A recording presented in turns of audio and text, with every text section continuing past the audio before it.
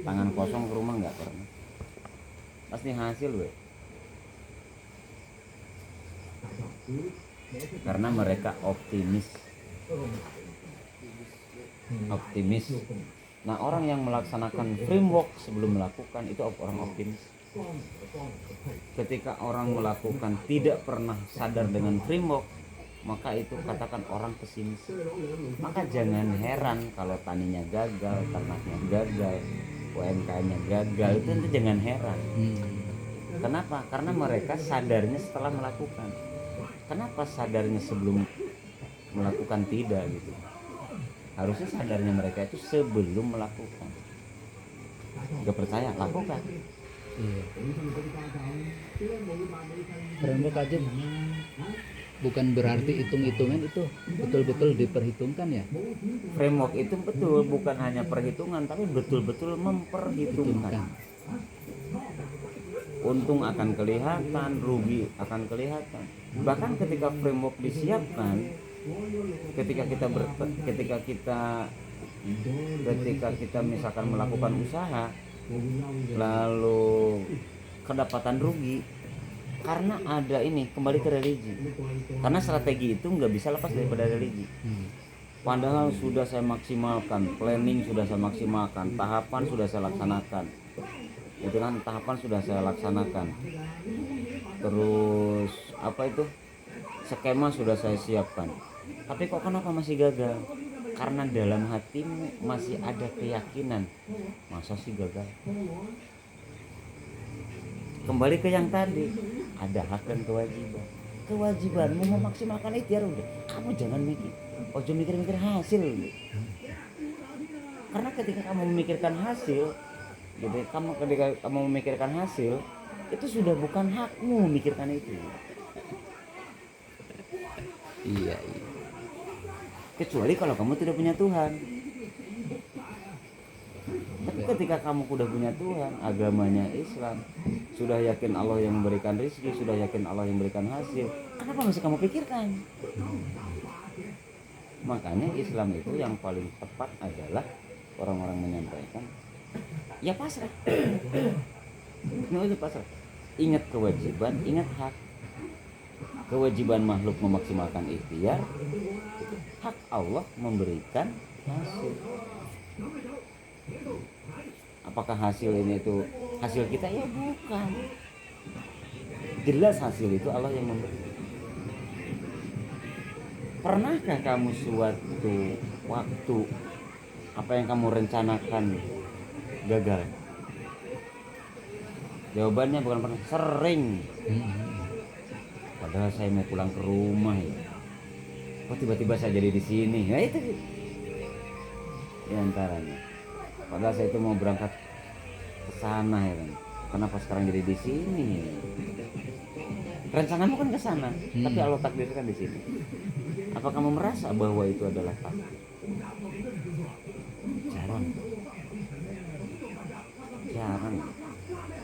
Jarang terpikirkan oleh kita gitu, bahwa itu adalah pekerjaan Allah, af'alullah yang ada dalam diri kita. Kita nggak merasa. Maka ketika kembalikan ke tadi, kenapa orang rata-rata tidak bersyukur? Karena yang jadi penyakit di manusia itu hilang berterima kasih kepada orang yang telah memberi. Hilang. Maka ketika hilang syukur yang tadi, tani rugi, uang hilang, ketenangan hilang, kebahagiaan hilang. Mas Edo, saya kasih peci contoh. Ketika Mas Edo mau pakai peci, yang diambil peci tapi hati Mas Edo pasti ingat saya. Bener gak? Ingat kepada orang yang telah memberi. Sampai ketika ada orang yang meminta, apakah Mas Edo berani memberikan peci itu kepada orang lain? Belum tentu.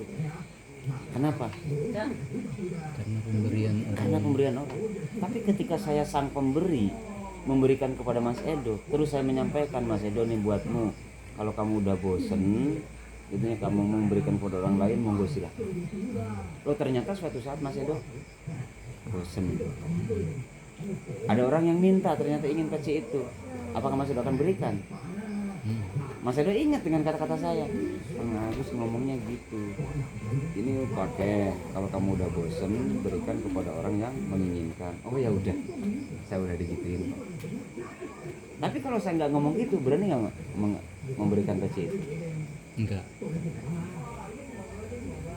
Analoginya itu ya. Bener nggak?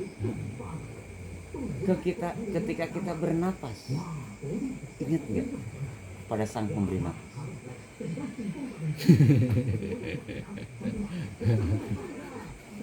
Loh, ketika kita tidak ingat, wala in kafartum, gitu loh. Ketika kamu bisa melihat menggunakan mata, ingat enggak siapa yang beri mata? Ketika tidak ingat, syukurmu hilang. Ketika syukurmu hilang, tenangmu hilang, bahagiamu hilang, duitmu hilang.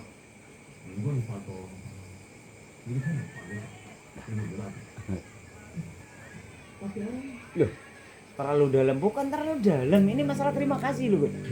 Karena esensi hidup itu kayak napas, keluar masuk. Kalau kamu sadar dengan syukur, kan dengan kata terima kasih. Terima kasih itu kan dari dua kata. Terima kasih. Terima kasih. Jadi kalau kamu terima terus tanpa kamu kasih, lah bengkak. Kamu mangan terus, nggak modal. Logis ini. Bener. Kamu nginum terus, nggak ngompol, lah bengkak. Bener nggak? Ketika kamu terima tanpa kamu kasih, ya sakit. Maka kenapa namanya terima kasih? Ketika kamu menerima, jangan lupa ngasih.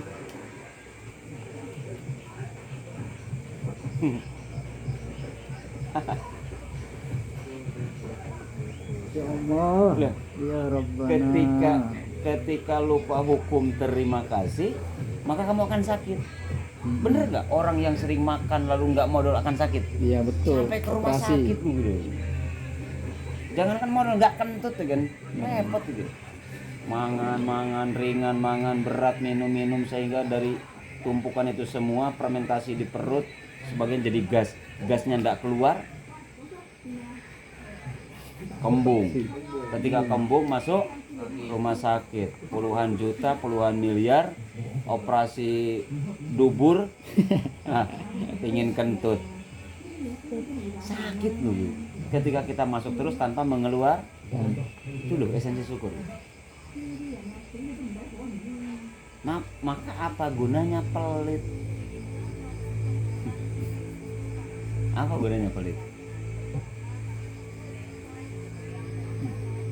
Lo kan gitu.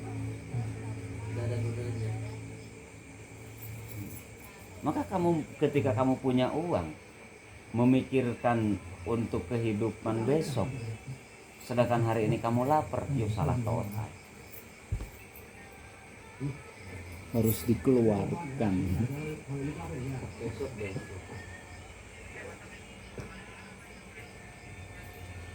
Manusia dipindah terus, yo marah. Manusia kita palakin terus, suatu saat akan ngindar dari kita. Kok kenapa kamu nggak berteman dengan dia? Nggak mau. Kenapa kalian minta mulu? Habis dong duit gua sama dia. Itu manusia loh. Tapi Allah lain cerita. Ketika diminta manusia, seneng. Kenapa manusia seperti itu? Karena kita lupa hukum terima kasih.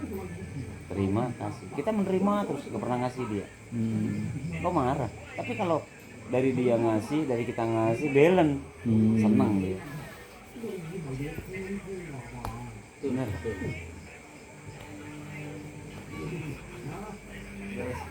Kenapa kamu nggak berteman dengan dia? Lu berat sebelah, Kang. Lu kenapa berat sebelah? Apa-apa dari saya dia nggak pernah keluar duit. Itu manusia. Bener nggak kayak gitu? Akhirnya ngindar dari itu. Itu karena melupakan hukum terima kasih. Lu hukum terima kasih yang paling manjur itu kan bernapas. Mamin nafsin tubbihi ila walau qadru fika yumdihi. Jangan kamu mengira Allah itu tidak berlaku apa-apa ketika kamu bernapas. Napas yang keluar masuk itu di situ adalah takdir Allah gitu. Masuk, menghirup, mengeluarkan. Maka sebagus-bagusnya tafakur itu tukang wudhu tuh. Celotehan ya. Ya kan enak kayaknya napas. Masuk, keluar. Alhamdulillah. Enak gitu. Ngopi. Nah kan? Coba kita lihat Sam, ngopi mulu. Terus 2 hari nggak ngompol. Bengkak pala. Pala bawah. Repot kan? Ditahan, sekali nahan oke, 3 kali nahan oke, 4 kali nahan oke, 6 kali nahan sakit. Kencing manis. Maka ketika kita punya segala sesuatu bisa harus dikeluar. Apakah gas yang jadi kentut, air urin yang disebut kencing, apakah itu berapa persen dari zatiyah ain makanan yang kita makan itu berapa persen? Bisa jadi itu adalah cuman 1,0,2. Misalkan nasi 100%, lauk pauk 100%, minuman 100%. Apakah yang kita keluarkan segede yang kita makan? Kadang 3 hari sekali, 2 hari sekali. Bener nggak?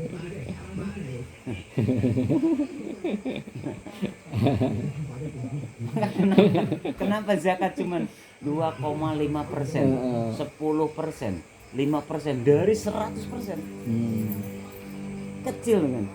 Tapi karena nggak sadar sakit. Petani sakit kalau nggak sadar mengeluarkan zakat.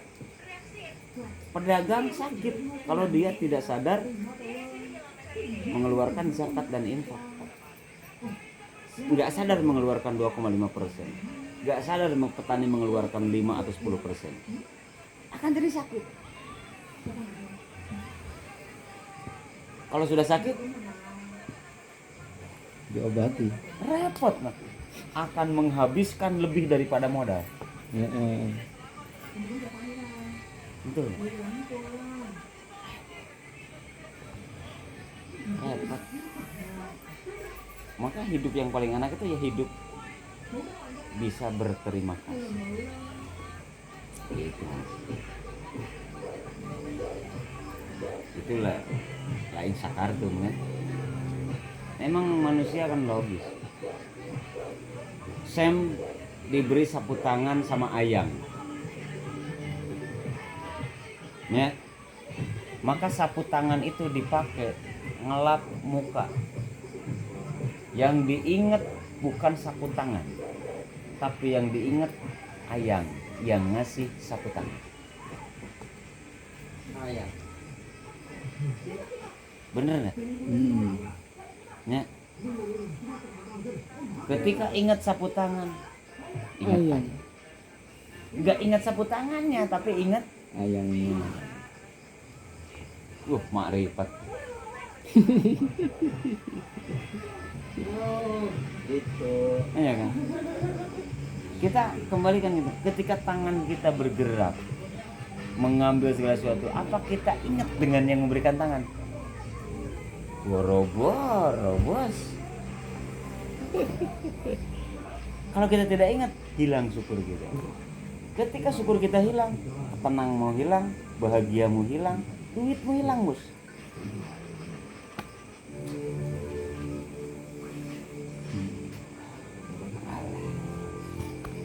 berat. Apot, apot, Ngopi. apot, apot. Ngopi. Aduh, masya Allah.